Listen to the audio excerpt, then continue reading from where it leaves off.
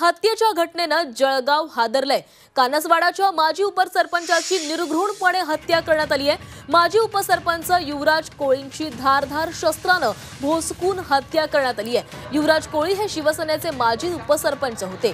जळगावातील कानसवाडा गावाचे माजी उपसरपंच युवराज कोळी यांच्या निर्घृण हत्येनं आता जळगाव हादरलेलं आहे।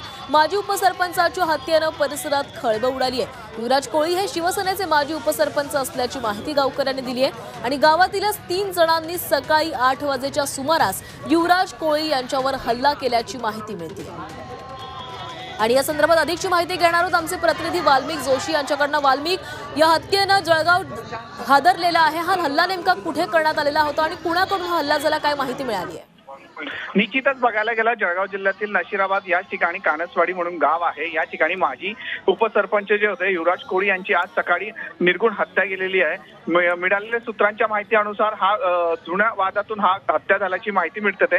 मात्र बघायला गेलं तर हे जे आहे हे शिंदे गटाचे उपसरपंच होते आणि यांचं आज सकाळी साधारण जे आहे 7-7:30च्या सुमारास यांचं मृतदेह जे आहे तर रस्त्याच्या अलीकडे पाहायला मिळतात आहे। हे सकाळच्या सुमारास घराकडनं बाहेर निघाले होते। त्यानंतर काही लोकांनी अज्ञातांनी यांच्यावर धारदार शस्त्रांनी हल्ला करण्यात आला होता।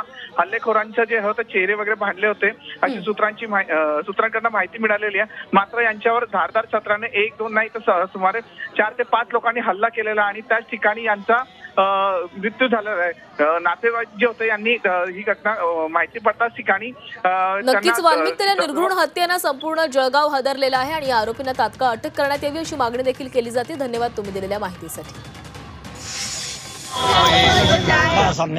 गाव मारले बा। काय होते गाव चापर होता, काही एक चाकू होता। तुमच्या समोर घडलंय सगळं? हा, मग वाचवायला सोडवायला कोणी आला नाही त्यांना मारताना? त्यानं जीव दिला नाही बा त्यांना।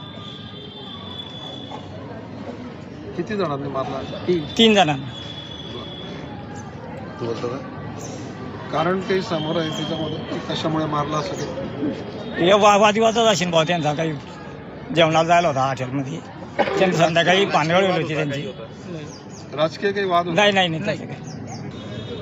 पाटील यांनी 3 बापलेकांनी येऊन जीवितहानी केलेली आहे। त्यांचा वाद त्यांनी संध्याकाळी 3 बापलेकांनी येऊन त्यांचे टँकर फोडले, त्यांच्या कोठ्या फोडल्या, त्यांच्या पत्रांची शेड फोडण्याचा प्रयत्न केला।